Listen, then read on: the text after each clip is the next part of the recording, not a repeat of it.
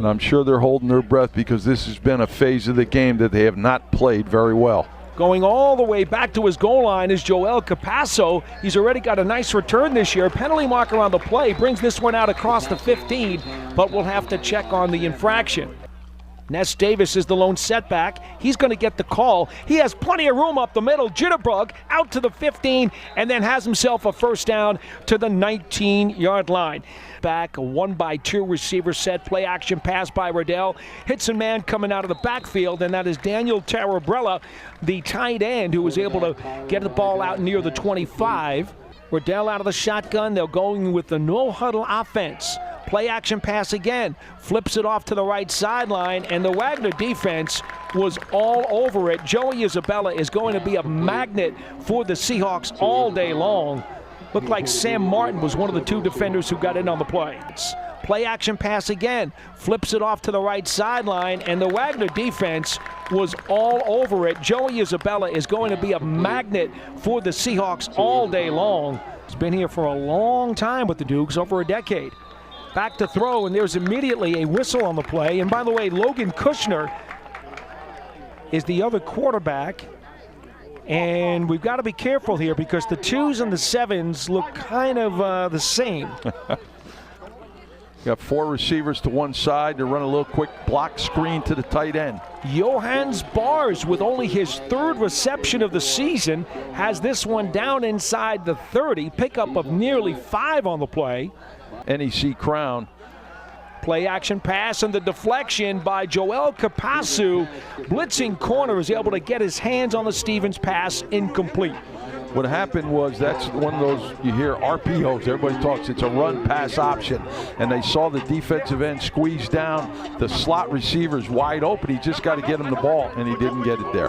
Got knocked down at the line. 3rd down conversions. Stevens out of the gun, has a lot of time over the middle, throws it into traffic, but it's complete to Jeremiah Coleclaw, and it's a Seahawks first down. Coleclaw did a nice job. He came down, he leaned on the inside. They were playing man coverage, kind of what we call a bent arm push-off if you're on the offense, and was able to create some separation. There's a receiver that's even, actually, you can see him right in the corner of the screen. I didn't catch the number 8, Capasso was wide open, but he's going to focus in on Coleclaw. Motion by Hines, the running back. Oh, back he's wide open, wide open. Stevens over the middle, touchdown! Malik Red. And the Seahawks take a 6-0 lead with 6:50 left in the first quarter.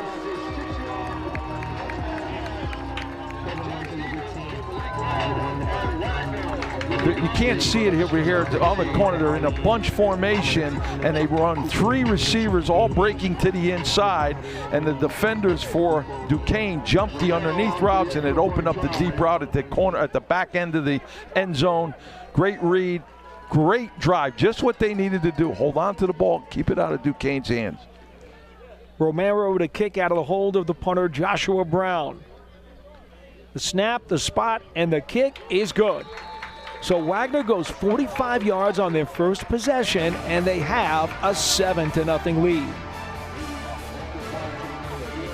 Really nice read. Well-designed play as well. And I think they're going to get themselves exactly where they want to be. The kickoff from Romero. It will come down to Capasso from his own 4, cuts left, out across the 15 to the 20, and spilled there. And Duquesne's offense will take over, trailing 7-0, and they have owned this all-time series. 14 out of 17 games have fallen the Dukes' way, and as you can see, last year they romped, doubling up Wagner 42-21.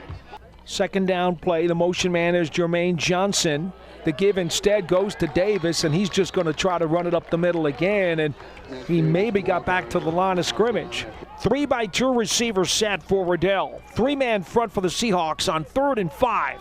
Back to throw goes Riddell over the middle. He's got his completion to Kyron Boyd, and it's going to be a Duquesne first down out across the 32.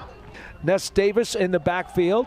Off the play action, the flare to Isabella on the left side, eludes one tackler, stutter step move, 15, 10, hurdles a guy into the end zone for the touchdown. Joey Isabella with some flash and dash, and Duquesne cuts the deficit to 7-6 on a 29-yard score. What did I say to you when we introduced him? I said he always brings a smile to my face, and this kind of play is what it is. He's got great quicks, he's fearless, he's got instincts, and certainly he's got a nose for the flamboyant. Great play. What a flair. Matt Clark to attempt the extra point, Nate Harper to hold, and the kick is good. Duquesne, the number 2 pick. They went 79 yards to tie this game 7-7, and then 15 plays and 65 yards on this field goal drive that has given the Seahawks a 3-point lead. Duquesne football after the kickoff from their own 5-yard line, and we'll take a quick look at the Wagner campus spotlight as Duquesne is able to get the ball out. They will be driving into the sun. Play action pass over the middle. That's a quick slant and a completion. 7-yard gain, so it's second and short. Motion by Johnson. Here's the give, and Davis tries the left side and gets back to the line of scrimmage, and nothing doing after that. Here comes the blitz, 5-man pressure over the middle and through the hands of Jermaine Johnson. The ball was a tad high. Yeah, that was a tough catch. That was one really, I think, the first errant throw that we've seen by Rydell. 41.5 yards a kick. Oh, and it's going to be a fake.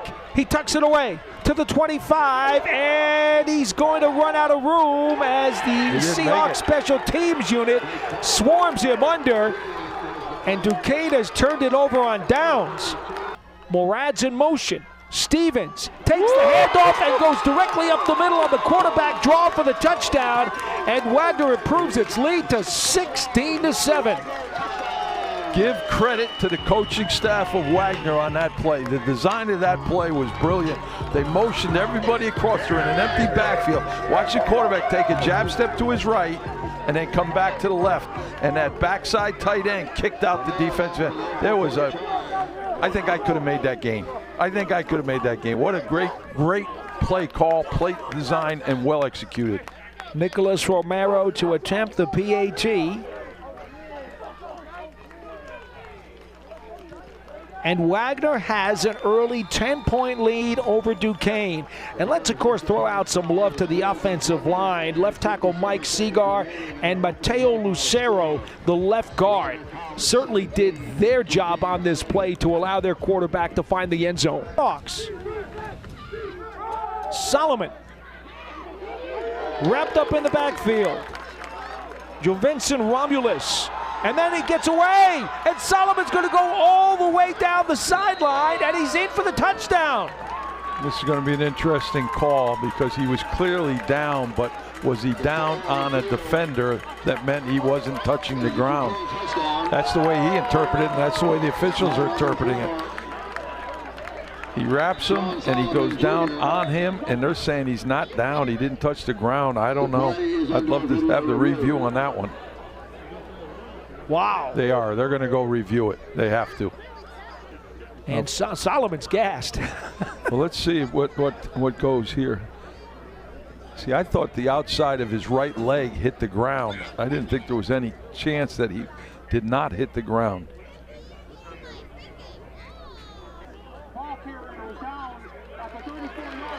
He is down. Yeah, that's what I thought. I mean, it was a great effort by him, but it sure looked like when he spun, his right leg hit the ground. Good call by our replay official.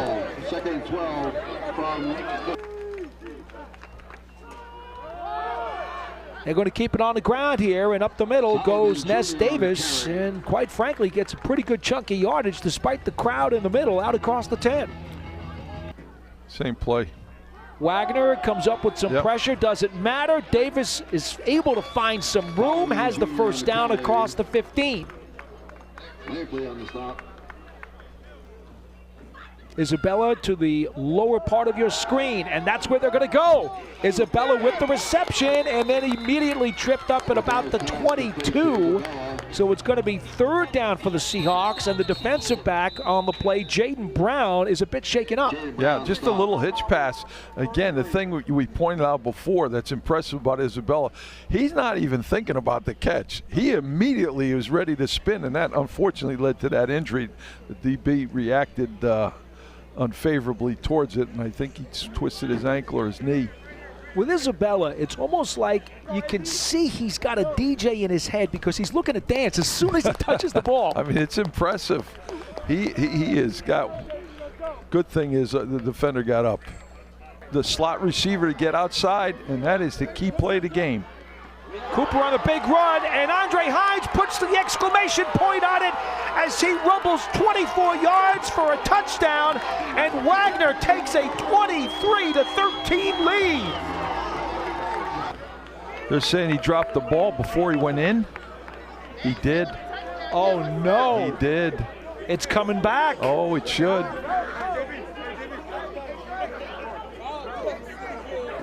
Hines dropped the ball.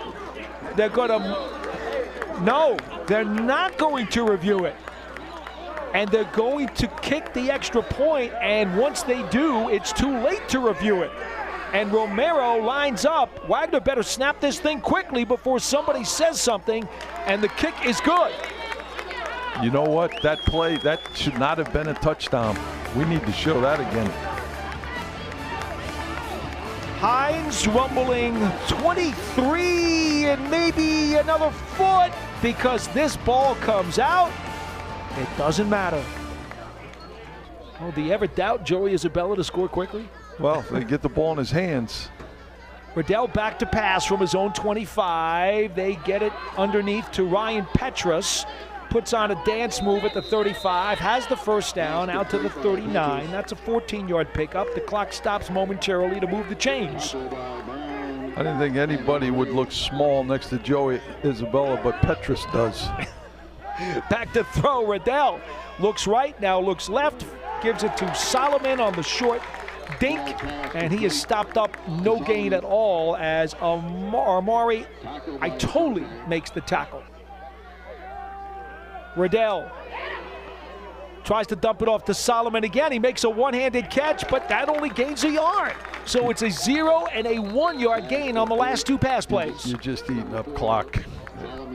Duquesne will get a chance against Central, so. Riddell long downfield, right sideline, intercepted by Jaden Brown, and that will seal the deal with 57.7 seconds to play.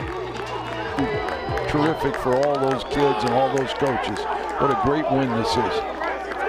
Tomaselli getting all kinds of bear hugs from his coaching staff as the Seahawks try to line it up.